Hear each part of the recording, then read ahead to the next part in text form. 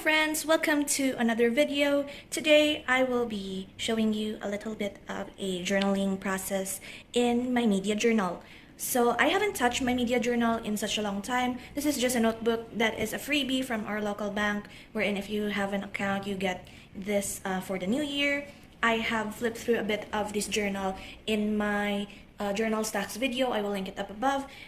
So basically this is my old art travel whatever journal, and then I turned it into my media journal, wherein I put in all of the anime that I have watched and really loved, and journal about my reactions as well as spoilers, criticisms in this journal. So the contents of this journal are usually those that I give like spoiler warnings on, but in today's video I will be journaling more of my picks for 2022 with regards to the horror and the supernatural genre. So we'll skip this page first. I wanted to make a sword art online alicization spread here, but I haven't finished that yet. So we'll skip this part first and move on to the next page. I have made a spread last year of my top 5 horror picks. I will also leave that linked up above. And for this year, I added the supernatural genre simply because spooky season. It's not always horror. I also love supernatural and psychological genre, and so I handpicked like 5 for the horror genre and 5 for the supernatural genre.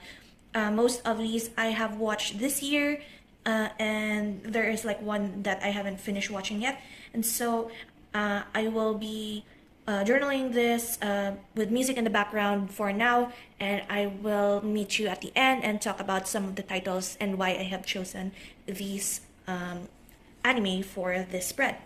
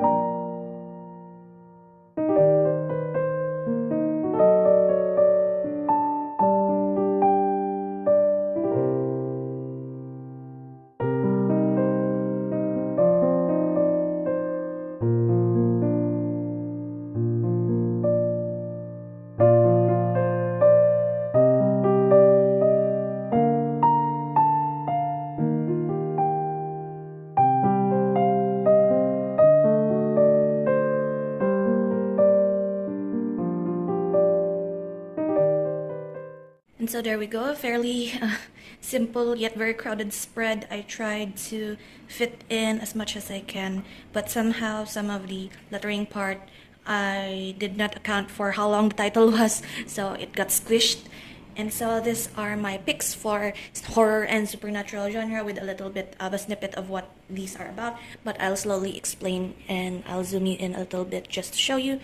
So first we have here is Shiki. So I will try my best to be as non-spoilery as I can. So Shiki is basically similar to Higurashi when they cry. So if you're a fan of like those small town horror, you would definitely like Shiki.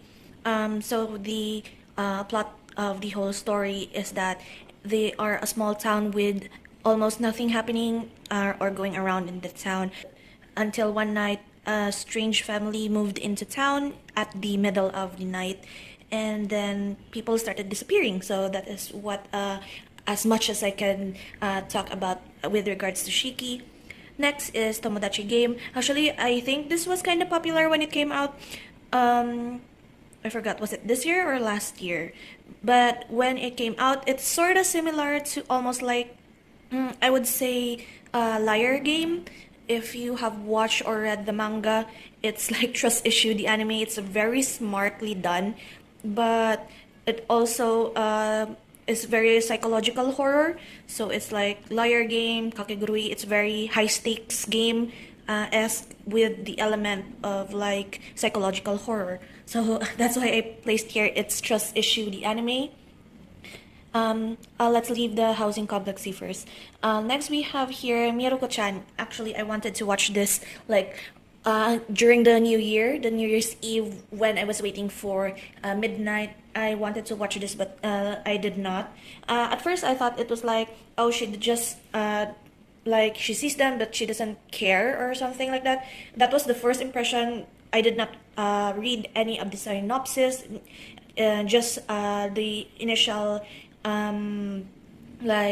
impression that I have, but instead she was actually very terrified with all of the ghosts and monsters that she see, and that one of her friends is actually has the like aura that attracts these monsters, and so she does her best to not acknowledge the presence of these bad spirits. Simply because if you acknowledge any of the bad spirits, it's like it gives them more form and more power. So that's what I really recommend Miroko-chan. It's not actually that horrific, like gory sort of horror. It's just that a girl is trying her best even though she is terrified.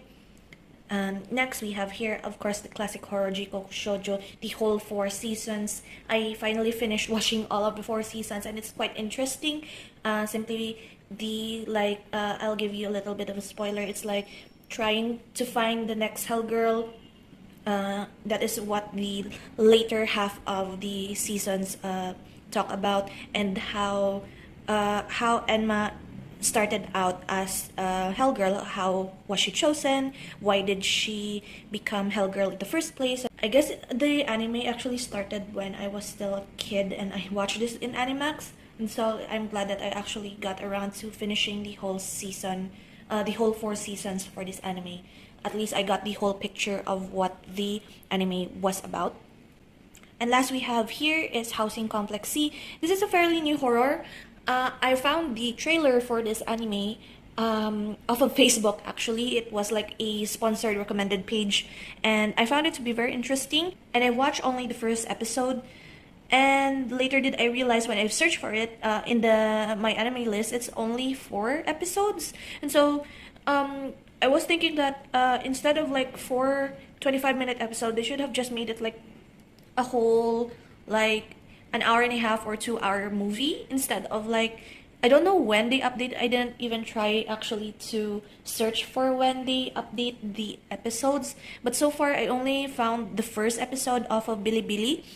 And so in my understanding from the first episode of the series is that the housing complex or the apartment complex that is in the anime stood on top of like a old, like a ritual place or like a cave where some of the natives of that area did like their prayer rituals and stuff, and then they were like killed in that area. So like this is, I don't know if it's like a revenge plot or like bad spirits are housed in that cave just because they were killed there. And when the kids of the housing complex like sneaked into that area where it was supposed to be locked, they like unleash some bad spirits or something. So it's fairly new.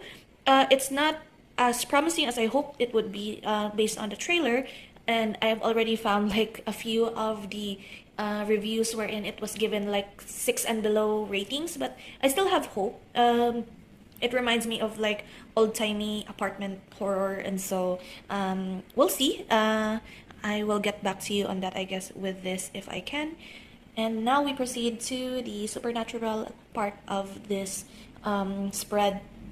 So I actually think I placed here like one of the most popular supernatural of its time, the case study of Vanitas, a very vampire story anime. What I like about Vanitas though compared to other vampire stories is because I think most of the vampire genre of anime is more on the romance side, and so having Vanitas as like there is still like somewhat romantic what you call that, romantic aspect to the characters and their relationships, but the whole story flow, especially the visuals, is very nice. And also the story flow wherein Vanitas actually, although is not a vampire, chooses to save those that have turned into a more like those vampires that turned into monsters. So that is case study of Vanitas. Next we have here Mushishi is one of my favorite supernatural anime. I can't remember though how many episodes or like seasons there are. Are there 4 seasons and a few OVAs? But basically, I wrote here Witch Doctor, but I don't necessarily have a concrete clue what witch doctors do. But he is more of like a traveling doctor, trying to learn more of the environment, and like he cures illnesses that are caused by unseen creatures. So the creatures that they talk about in this anime are the Mushi. They actually cannot be seen by most of the people, only a select few see them, and they are like these white spirits that co-exist with humans, although are harmless. Some of them do cause illnesses and also disasters if disturbed, or like there are instances wherein they do cause like problems for the people. And so Mushishi are the doctors that help the citizens with their problems with regards to the Mushi. Next here we have, this is the very long title that I have here. It's Muhyo and Roji's Bureau of Supernatural Investigation. So it's basically like mages, magecraft meets detective stories. So in this world they actually have like mages and magic users that deal with the problems that caused by supernatural beings and monsters. And that is all I can say about Munhyo in Roji's Bureau of Supernatural Investigation. It's actually quite a fun anime to watch, like to chill with. It's not necessarily that full of pressure, and it's like watching young mages grow, I guess, and develop their own powers. And also the way they present their powers, some of them is like those that uses talismans or seals. So it's very interesting. Next we have here Occultic 9. Occultic 9 is from the same creator as Steins Gate. It is one of my top picks for Supernatural this year, simply because it's Steins Gate creators, and the story flow is actually quite good with regards to supernatural activity. So basically there is a very massive like paranormal activity that happened in the city, wherein a lot of people like died, and so they are investigating how these things happened and tried to clear one of their friends' name. I can't really recall the person, but he was a very significant like prominent believer of the I can't remember if he was the science part or the supernatural part, but one of the kids that are in the lead was accused of killing him, and then all of the supernatural things happened, and they were trying to clear his name and trying to get to the bottom of how that everything happened. And so that I don't think I am pitching Occultic 9 well, but if you have the time, it's actually worth it to watch if you are interested in those spooky supernatural genres. And last here we have Requiem of the Rose King. So this is more of like a historical drama. I am racking my brain actually how this became a supernatural genre, but it is listed as a supernatural anime. But it is more of like aristocratic royalty drama, wherein it is being tested their loyalty and trust, as well as a lot of betrayals and a lot of discrimination happening in this anime. But the problem that I have with this anime is just, oh, in a good way, I can't put it down ever since I started watching. One of my friends actually watched this before me, and she said that it is quite a good anime to just binge watch because you just want to know what happens next. And so I recommend Requiem of the Rose King if you're interested. Hello, voiceover Trina here. I may have deleted the footage of my outro for this video, but thank you so much for tuning in and hanging out with me today, and I'll see you in tomorrow's video. So until then guys, bye bye.